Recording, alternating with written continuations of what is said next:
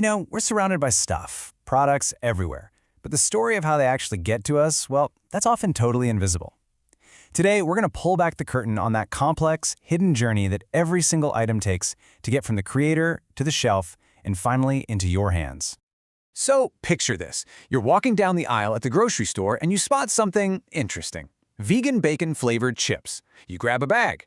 But have you ever just stopped and wondered, how did this bag of chips get to this exact shelf in this store right at this moment? I promise you, it's not magic. It's a really, really well-planned journey. And that journey? It's powered by a kind of invisible network, a system that moves literally everything we buy. And once you see it, trust me, you'll never look at a store shelf the same way again. So let's dive in. Okay, so the official, kind of textbook term for this network is a marketing channel. But forget that. Just think of it like a river. It's this whole system of people and companies and activities that carries a product from the person who made it all the way down the stream to you, the person who's about to buy it. The goal is simple. Get the right stuff to the right people at the right time. Now, this river isn't flowing on its own. It's full of these, let's call them essential guides, who help the product get where it's going. You might have heard them called middlemen, and each one has a really specific, really important job to do. Let's meet the crew. First up, we've got the agent or broker. These guys are the ultimate matchmakers. They work on behalf of the manufacturer, kind of like a real estate agent for products, connecting them with buyers and making the deal happen. The key thing here, they never actually own the product. They just get a commission for making the introduction and sealing the deal. Next, there's the distributor. Now, they're the specialist. And unlike an agent, a distributor actually buys and takes ownership of the product. They're usually super closely tied to just one manufacturer. Think about a Coca-Cola distributor. Their whole world is Coke products. They're not messing around with Pepsi. They are all in. Then you have the wholesaler, the bulk buyer. Their superpower is something called bulk breaking. Sounds cool, right? They buy absolutely massive quantities of all sorts of different products. And then they break those giant shipments down into smaller, more manageable packages that are just right for a local retailer to stock. And that brings us to the final stop, the one we all know best, the retailer. This is it, the end of the line. They buy all that great variety from wholesalers and distributors and sell it directly to us. We're talking about Target, CVS, your local corner store. They are the public face of this whole incredible journey. So what is it that these middlemen are really doing all day? Well, their work pretty much boils down to three core jobs. First, there's the transactional stuff, the buying, the selling, and taking on the risk if something doesn't sell. Then there's logistical, all the sorting, storing, packing, and shipping. And finally, facilitating, which is stuff like providing financing and sharing critical information back and forth along the chain. Now, I know what you might be thinking.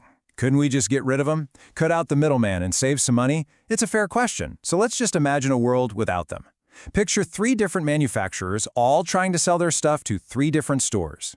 To make that happen, you would need 9 separate contacts, 9 separate deals. It's a total logistical nightmare. But now, watch this. Let's add just one wholesaler into that mix. The 3 manufacturers sell to that one wholesaler, and that wholesaler sells to the 3 stores. All of a sudden, we've gone from 9 chaotic transactions down to just 6 clean ones. That's the magic of the middleman. They create incredible efficiency, simplifying the entire system and saving everybody time, headaches, and money. Okay, so we know the players and we know why they're so important. Now let's talk about the playbook. Every company has to make a huge choice about which path its product is going to take to get to you. And this isn't just about moving boxes around. It's a core strategic decision. And that choice really boils down to 2 main routes. First, you've got the direct channel. That's where a producer sells straight to you, the consumer. Your local pizza place is a perfect example. No middlemen there. Then you have the indirect channel, which is what giants like Procter & Gamble use. They rely on that whole network of wholesalers and retailers to get their products on shelves all over the world. But, of course, the strategy gets even more sophisticated than that.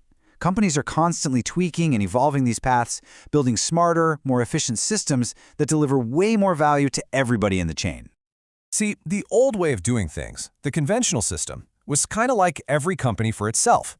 The producer, the wholesaler, the retailer, they were all separate businesses, just trying to make the most profit for themselves. And that, as you can imagine, led to a lot of conflict. The modern way is called a vertical marketing system, or VMS. And here, everybody works together as one unified team, with a single shared goal, delivering the best possible value to the customer. And this VMS approach comes in three main flavors. You've got a corporate VMS, where one company literally owns the whole process. Think of Walmart and its Equate brand. They control it from the factory to the shelf. There's an administered VMS, where a massive player like Procter & Gamble basically runs the show through their sheer influence. And there's a contractual VMS, where independent companies join forces through a contract, like McDonald's and all of its franchise owners. Today, though, the real gold standard is what we call an omni-channel system. And this is all about you. It's about creating a totally seamless experience for the customer. It means you can buy something online and then go pick it up in the store an hour later. Or you could be in the store, order from a kiosk, and have it shipped right to your house. Companies like Dick's Sporting Goods are absolute masters of this, making it incredibly easy to shop however you want, whenever you want. So here's the big takeaway. Choosing a distribution channel isn't just about logistics. It's not just about trucks and warehouses. It is a deeply strategic decision that really defines a brand's identity and its entire relationship with its customers. Let's look at what goes into making that call. One of the first big questions is market coverage. Just how widely available do you want your product to be? If you're Coca-Cola, the strategy is intensive distribution. You want a Coke within arm's reach of desire, everywhere. If you're selling a Whirlpool appliance, you'd use selective distribution, selling only through certain approved dealers. And if you're Rolex, you use exclusive distribution, making your watches available in only a very few select places to keep that luxury mystique alive. So what drives that choice? Well, it all starts with the buyer. It starts with you. Do you need a lot of information or an expert to walk you through a purchase?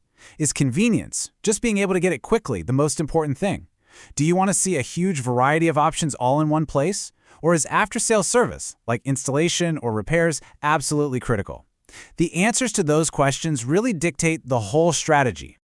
And you know what? The product itself gets a vote in all of this too. Things that are perishable, like fresh milk, need a super short and fast channel to the store. If something's huge and heavy, like a hot tub, you probably want a more direct channel to cut down on shipping costs. And if a product is highly technical, like complex software, it often needs to be sold directly so the company can provide training and support. This really brings us to the single most important idea of this whole explainer. This quote just nails it. While manufacturers focus on creating value for customers, intermediaries focus on delivering that value. The people who make the product are experts at creating value, but the entire marketing channel, all those middlemen, they're the experts at actually delivering that value right into your hands. And one just can't work without the other. So next time you're in a store and you pick something up, anything at all, I want you to just take a second and think, what was its journey? Was it intensive or was it exclusive? Did it come through a wholesaler or did it take a more direct route? What was this product's hidden journey? Because now you know exactly how to figure out the answer.